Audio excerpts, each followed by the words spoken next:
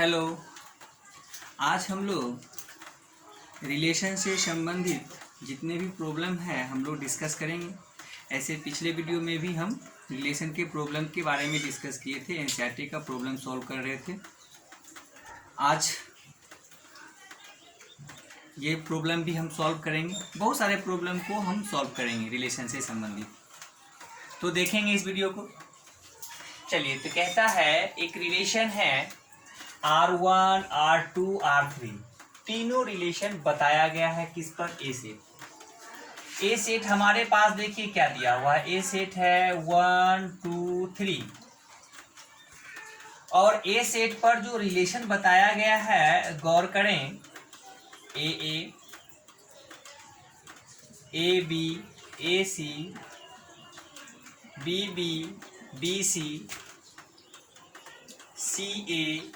सी B, C, ये relation बताया गया है ए सेट पर। ओहो, ए सेट हमारे पास है ए बी सी है, 1 2 3 नहीं, ए बी सी है।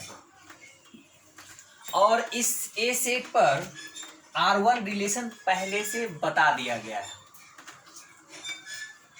और आपसे पूछता है कि जो R1 रिलेशन है ए सेट पर, क्या वह relation reflexive, symmetric and transitive है? इस रिलेशन के बारे में पूछता है। सबसे पहले हम लोग देखेंगे रिफ्लेक्सिव रिलेशन।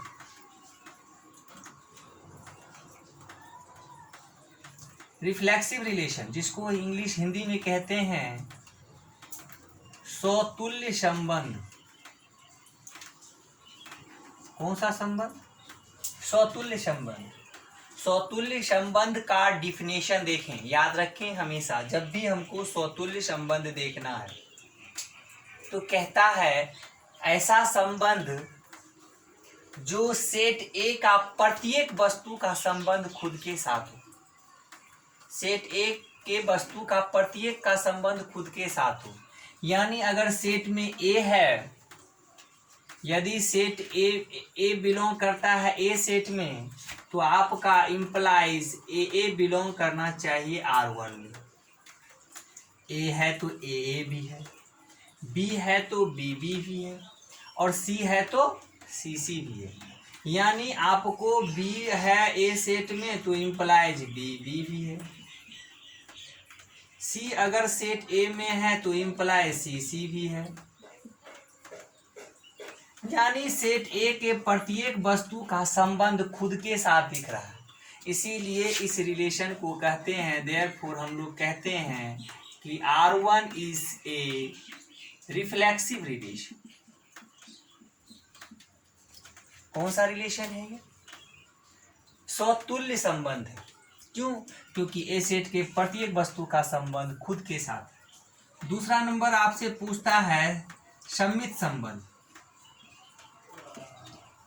सम्मित संबंध जिसको इंग्लिश में कहते हैं साइमेट्रिक रिलेशन। साइमेट्रिक रिलेशन कहता है, साइमेट्रिक रिलेशन क्या है? आप ध्यान दें डिफिनेशन को। जो कोई डिफिनेशन वाला वीडियो, टाइप्स ऑफ वीडियो नहीं पढ़े हैं, पहले टाइप्स ऑफ पढ़ लें, टाइप्स ऑफ रिलेशन, वो वाला वीडियो आप देख लें। उसके बाद आप प्रॉब्लम को बनावें, तब बहुत अच्छा समझ में आएगा। सम्मित संबंध, साइमेट्रिक संबंध क्या होता है? सम्मित संबंध हम बताए थे कि यदि कोई ऑर्डर पेयर ए बी, यदि कोई ऑर्डर पेयर ए बी अगर आर में है तो बी ए भी आर में होना चाहिए। यदि कोई order pair A B R में है तो बी ए ऑर्डर पेयर भी आर में होना चाहिए। तो देखें, आपका ए बी है तो बी ए है? नहीं है। ए सी है तो सी ए है? ए सी है तो सी ए है। देखिए, बी सी है तो सी बी है, सी बी भी है। और सी सी को पलटेंगे तो सी सी ही बनेगा, बी बी को पलटेंगे तो बी बी बनेगा, ए को पलटेंगे तो ए बनेगा। लेकिन ए बी है, बी ए नहीं है। इसका मतलब यह संबंध साइमेट्रिक संबंध नहीं है। यहाँ पर लिखेंगे सिंस ए बी बिलोंग करता है R1 में, but B A not belongs to R1। A B R1 में है लेकिन बी ए R1 में नहीं है, तो ऐसे संबंध को हम लोग सममित संबंध नहीं कहेंगे। सबके लिए लागू हो रहा है, AC है तो CA भी है, BC है तो CB भी है, सबके लिए लागू हो रहा है। लेकिन कोई भी ऑर्डर पेयर के लिए लागू अगर नहीं होता है तो वह सममित संबंध नहीं कहलाएगा। एग्जाम्पल में आप देख सकते हैं AB है लेकिन BA कहीं नहीं दिख रहा है, तो ये संबंध सममित संबंध नहीं कहलाता। आइए ट्रांजिटिव रिलेशन,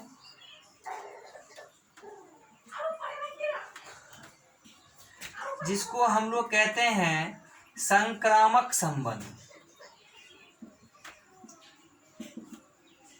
ट्रांजिटिव रिलेशन जिसको हम लोग कहते हैं संक्रामक संबंध। संक्रामक संबंध, पहले डिफिनेशन देख लें संक्रामक संबंध का। संक्रामक संबंध कहता है यदि ए बी आर में है कोई दो ऑर्डर पेयर, संक्रामक संबंध के लिए हमेशा दो ऑर्डर पेयर लेंगे। ए बी अगर आर में है, R1 में है एंड बी सी भी R1 में है, इस प्रकार लेंगे। दो ऑर्डर पेयर संक्रामक संबंध के लिए इस प्रकार का लेंगे कि पहला ऑर्डर पेयर जिससे लास्ट हो, दूसरा ऑर्डर पेयर उसी से शुरू होने वाला हो, स्टार्ट होने वाला हो, शुरू होने वाला हो। तो देखिए ए बी R1 में है, बी सी R1 में है, तब आपको देखना है ए का संबंध सी से है कि नहीं, यानी ए सी R1 में है, यानी ए बी R1 में है, बी सी R1 में है। यदि ए सी भी R1 में हो जाता है तो ऐसे संबंध को संक्रामक संबंध कहेंगे। देखें संक्रामक संबंध कि सबके लिए लागू है कि नहीं। ए बी है, बी सी है, तो बी बी मिल गया, ए सी बन जाता है। क्या ए सी है कि नहीं? हाँ है। ए सी है, सी ए है, ये सी सी मिल गया तो ए ए भी है। आप देख लीजिए बी सी है, सी बी है, सी सी मिल जाएगा तो बी बी भी है। यह संबंध आपका सी बी लो, सी बी हो, बी से स्टार्ट होने वाला बी सी है तो बी बी मिल जाएगा तो सी बी बन सी सी बन जाएगा। यानी यह संबंध संक्रामक संबंध है। आप देख लें कोई भी ऑर्डर पेयर लें, जैसे ए बी लिए, कोई भी ऑर्डर पेयर लें, जैसे हमने ए बी लिया तो ए बी से स्टार्ट होने, बी से स्टार्ट होने वाला यह भी है, तो आइडेंटिटी के लिए हमेशा हो जाता है। इसीलिए आइडेंटिटी के लिए चेक नहीं करते क्योंकि आइडेंटिटी है। चलो बी से स्टार्ट होने वाला बी सी है,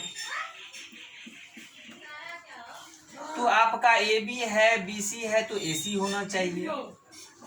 क्या ए सी R1 में है कि नहीं है? उसी तरह सभी को चेक कर लेंगे। ए सी है, सी ए है, यानी हमारा ए सी है और क्या है, सी ए है, तो हमारा ए ए होना चाहिए। तो देख लीजिए ए ए R1 में है या नहीं है। तो हमारा सभी एलिमेंट के लिए इस तरह के संक्रामक संबंधों के लिए यह बात लागू हो जाता है, इसीलिए R1 संक्रामक संबंध है। तो हम लोग लास्ट में लिख लेंगे कि R1 is a transitive relation. कौन सा रिलेशन है?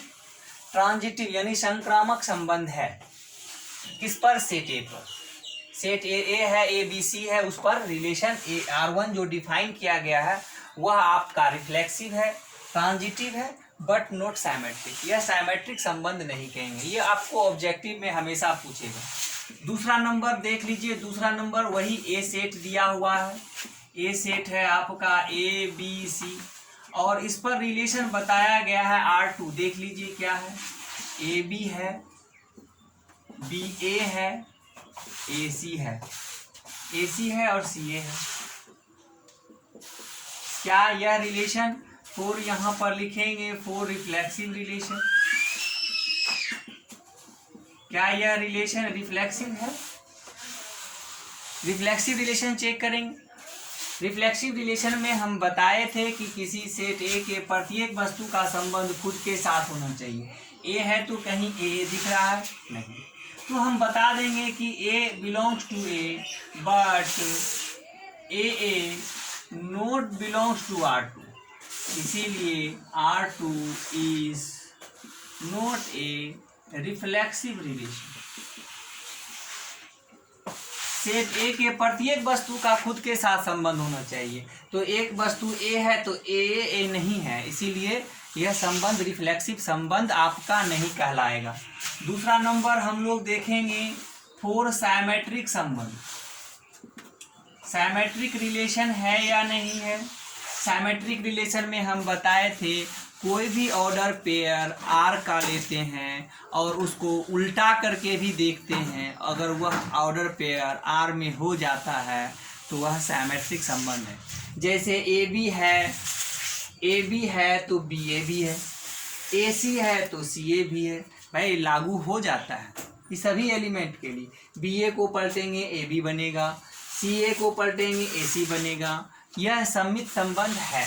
क्यों, यहाँ पर लिखेंगे हमारा ए बी R2 में है तो इम्प्लाइज बी ए भी तो R2 में है। हमारा ए सी R2 में है तो इम्प्लाइज हमारा सी ए भी R2 में है। इसीलिए R2 जो है R2 इज ए क्या है, साइमेट्रिक संबंध। यह साइमेट्रिक रिलेशन है। फोर ट्रांजिटिव रिलेशन के लिए आइए। फोर ट्रांजिटिव रिलेशन के लिए, ट्रांजिटिव यानी संक्रामक संबंध के लिए आइए। संक्रामक संबंध में क्या है, संक्रामक संबंध में है यदि संक्रामक संबंध, ध्यान दीजिए हम बताए थे कोई दो ऑर्डर पेयर लेते हैं और इस प्रकार का लेते हैं कि पहला ऑर्डर पेयर जिससे लास्ट होता है दूसरा ऑर्डर पेयर उसी से शुरू होना चाहिए।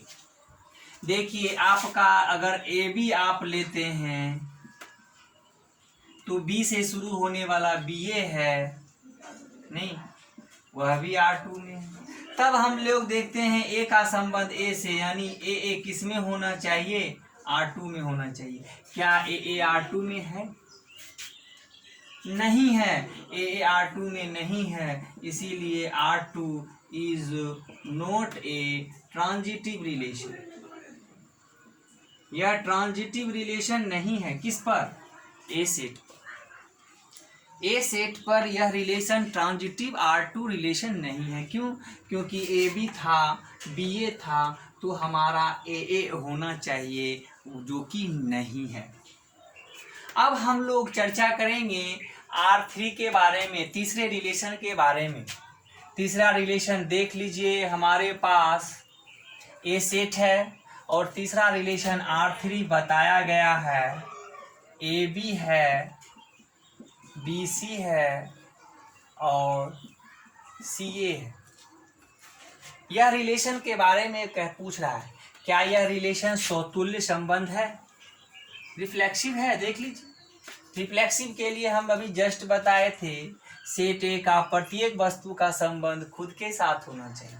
अगर सेट ए में ए है तो ए होना चाहिए, है नहीं है तो हम बोलेंगे A belongs to A but A not belongs to R3, therefore R3 is not a reflexive relation.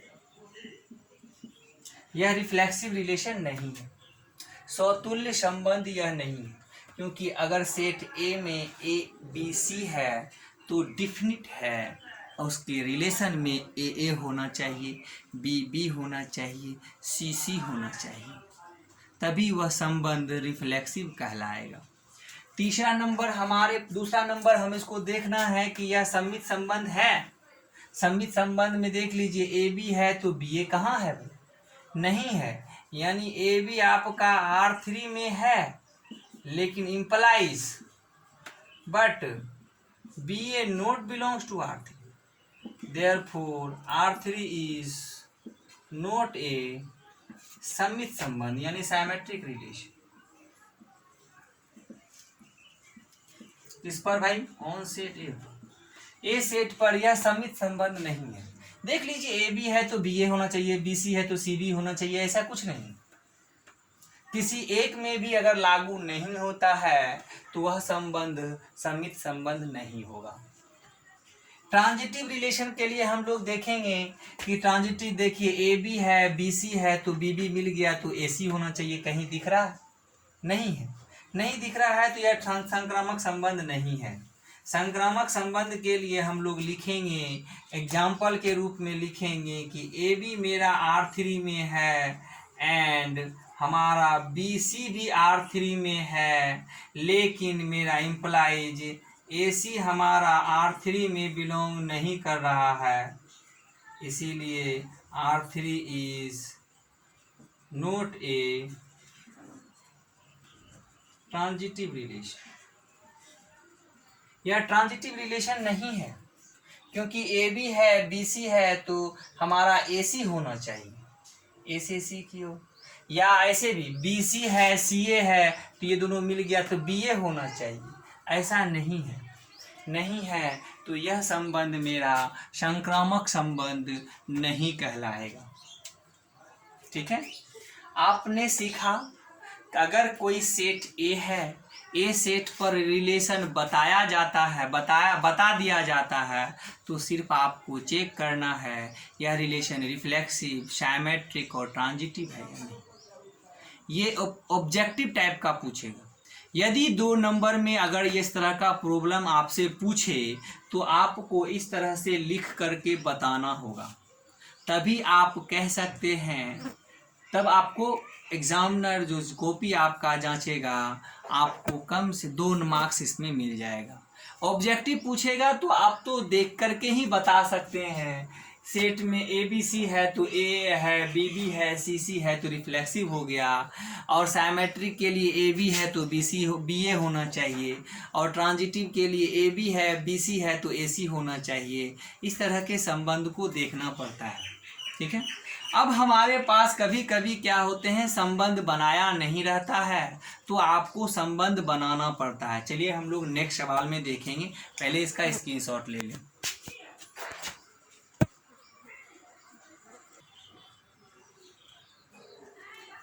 चलिए हम लोग नेक्स्ट सवाल को देखेंगे, बहुत ही इंपॉर्टेंट सवाल है। हमारे पास सेट ऑफ नेचुरल नंबर है। हमारे पास क्या है? n है, जो कि सेट ऑफ नेचुरल नंबर है। नेचुरल नंबर्स, प्राकृतिक संख्याओं का समूह। प्राकृतिक संख्याओं का समूह 1 2 3 डॉट डॉट डॉट n तक सेट हमारे पास यही है। और इस सेट पर एक संबंध बताया गया है r। r एक संबंध बताया गया है n सेट पर। ध्यान दीजिए, कहता है कि वही order pair A B R में रहेगा, वही order pair A B R में रहेगा यदि b is divisible by a, और यह a और b दोनों नंबर नेचुरल नंबर का होना चाहिए। तो कहने का ये मतलब है कि यदि इधर भी नेचुरल नंबर है और इधर भी नेचुरल नंबर है, एक रिलेशन बताया गया है r, natural number 1 2 3 4 5 dot dot dot 1 2 3 4 5 dot dot dot इसी तरह रहेगा। संबंध बताया गया है कि दूसरा वस्तु जो है, दूसरा वस्तु पहले वस्तु से डिविजिबल होना चाहिए। पहला वस्तु से दूसरा वस्तु क्या होना चाहिए? डिविजिबल होना चाहिए। यानी b में a से भागा लग जाना चाहिए, वही ऑर्डर पेयर r में होगा। तो 1 से किस में भागा लगेगा? 1 में, 1 से 2 में, 1 से 3 में, 1 से 4 में, 1 से 5 में। यानी 1 1 होगा, 1 2 होगा, 1 3 होगा, 1 4 होगा। कितना लिखेंगे? बहुत सारे ऑर्डर पेयर इसमें बन जाएंगे, लेकिन सभी ऑर्डर पेयर को लिखना संभव नहीं है। और जब रिलेशन हम ऑर्डर पेयर लिख करके नहीं लिख पाएंगे तो आपको तब चेक करना है कि क्या यह रिलेशन रिफ्लेक्सिव रिलेशन है।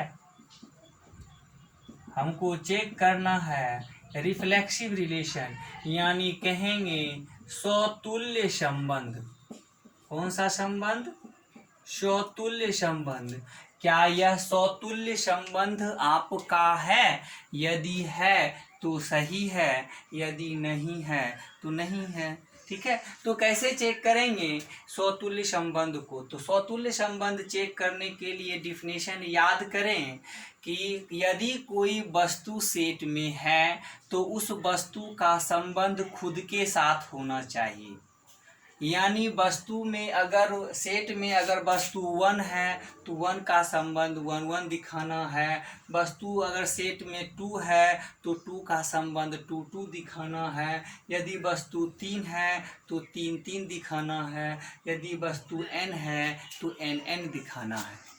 तो जैसे कैसे दिखाएंगे स्वतुल्य संबंध, यहाँ ध्यान दीजिए। तो हम लिखेंगे for all a belongs to set of n, यानी नेचुरल नंबर, यानी नेचुरल नंबर का कोई भी वस्तु, नेचुरल नंबर का कोई भी वस्तु, यानी यहाँ पर कुछ भी हो सकता है।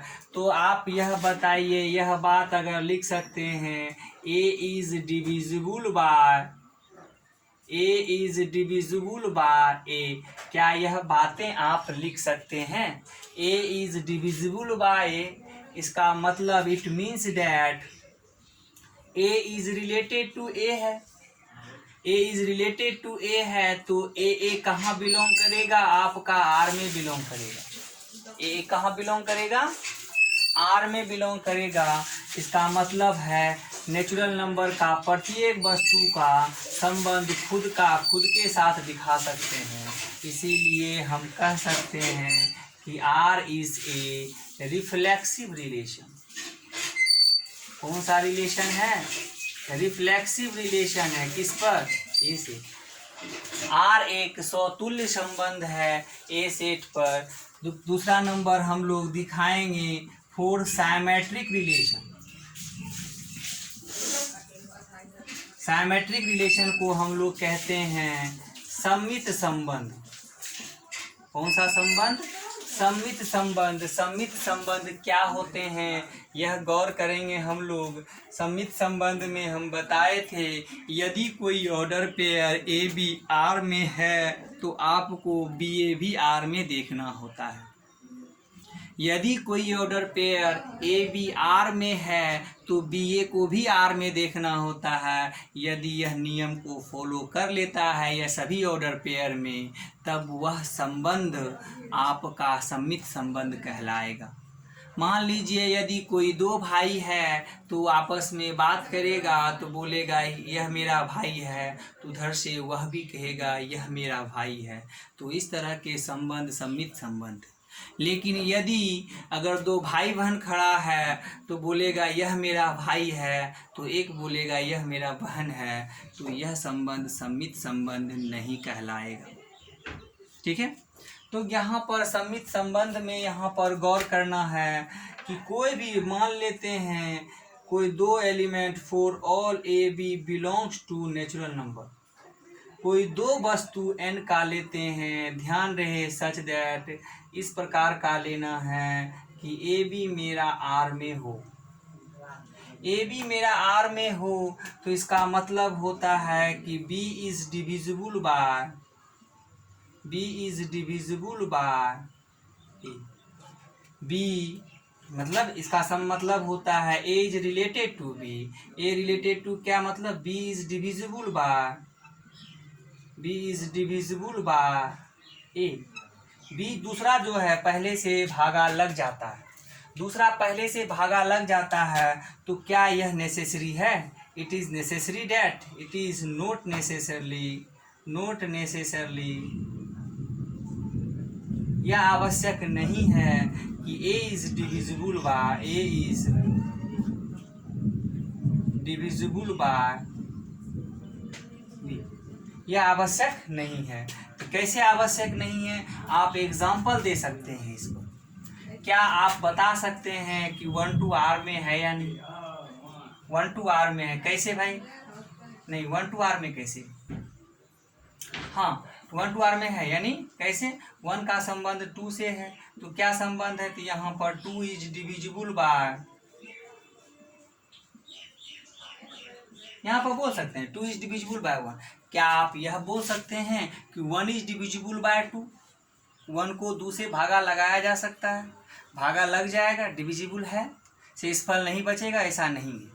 1 से आपसे 1 से 2 में भागा लग सकता है, लेकिन 2 से 1 में भागा नहीं लग सकता है। इसीलिए यह संबंध जो है सम्मित संबंध नहीं आएगा, क्योंकि 1 2 बोल सकते हैं आर में है, but 2 1 not belongs to R. Therefore R जो है, R is not a symmetric relation. यह साइमेट्रिक रिलेशन नहीं है। किस सेट पर? एन पर, सेट ऑफ नेचुरल नंबर पर। तब आपको चेक करना है क्या यह ट्रांजिटिव संबंध है। ट्रांजिटिव संबंध, ट्रांजिटिव रिलेशन, इसको हम लोग कहते हैं संक्रामक संबंध। कौन सा संबंध? संक्रामक संबंध। क्या यह संक्रामक संबंध है? तो संक्रामक संबंध में हम लोग चेक करेंगे, यहाँ पर गौर करें। संक्रामक संबंध में हम लोग देखते हैं क्या कोई भी 2 वस्तु लेते हैं, कोई 3 वस्तु लेते हैं। For all A B C belongs to set of natural number. यहाँ पर इस प्रकार का लेते हैं कि such that A B belongs to R and B C belongs to R. कोई 2 ऑर्डर पेयर लेते हैं, इस प्रकार का लेते हैं कि एक ऑर्डर पेयर जिससे लास्ट हो, दूसरा ऑर्डर पेयर उसी से स्टार्ट होना चाहिए। जनरली लेते हैं, क्यों? क्योंकि हम यहाँ पर संबंध पूरा नहीं बनाए हैं। जब संबंध पूरा नहीं बनाए हैं, ऑर्डर पेयर के रूप में नहीं दिखाए हैं, तो आपको एक जनरल रूप में दिखाना पड़ता है, यानी सामान्य रूपों में दिखाना पड़ता है। यहाँ पर गौर करें कि यह ट्रांजिटिव रिलेशन है या नहीं। ट्रांजिटिव रिलेशन के बारे में आप बताएं। A B belongs to R, इसका मतलब A is related to B and B C belongs to R, B is related to C. इसका क्या मतलब होता है? इसका मतलब है कि B is divisible by A and इसमें कहेंगे C is divisible by, C जो है बी से डिविजिबल है। B is divisible by A का मतलब हो गया कि 20 में ए से भागा लग जाता है। तो जब बी में ए से भागा लग जाता है तो लेमडा 1 बार में इसका रिमाइंडर नहीं बचता होगा। तो यानी आप बी बराबर लिख सकते हैं ए गुना लेमडा, बी बराबर ए गुना लेमडा 1 इंटू, यानी b को a का मल्टीपल लिख दिए। इट मीन्स दैट इसका अर्थ होता है b इज डिविजिबल बाय, और यहाँ पर एंड यहाँ पर कहता है c is divisible by b, यानी c में b से भागा लग जाता है। इसका मतलब है c जो है b का मल्टीपल होगा। देखिए c का मल्टीपल कैसे होगा, यानी b से भागा लगाते हैं c में तो लेमडा 2 बार में कट जाएगा, तो c बराबर लेमडा b गुना लेमडा 2। भाज्य बराबर भाजक गुना भागफल करते हैं, यानी कि यहाँ पर आप देख लीजिए सिंस c बराबर लेमडा 2 गुना b है तो c बराबर लेमडा 2 और b का मान आपका क्या है, लेमडा 1 इंटू ए है। तो c बराबर लेमडा 2 गुना लेमडा 1, एक ब्रैकेट में a बाहर निकाल लीजिए। c बराबर लेमडा 1 गुना लेमडा 2 को आप लेमडा कोई नंबर है, लेमडा 1 और लेमडा 2 तो कोई नंबर है, मल्टीप्लाई करने के बाद एक नंबर ही होगा, उसका नाम हमने लेमडा रख दिया। तो आप देख लीजिए कि c जो है a का मल्टीपल है। इट मीन्स दैट इसका अर्थ यह होता है कि c is divisible bye, c is divisible by A. c a से भागा लग जाता है, तो c a से भागा लग जाता है, इसका मतलब है a का संबंध c से हो जाता है और a c कहाँ बिलोंग करेगा, r में।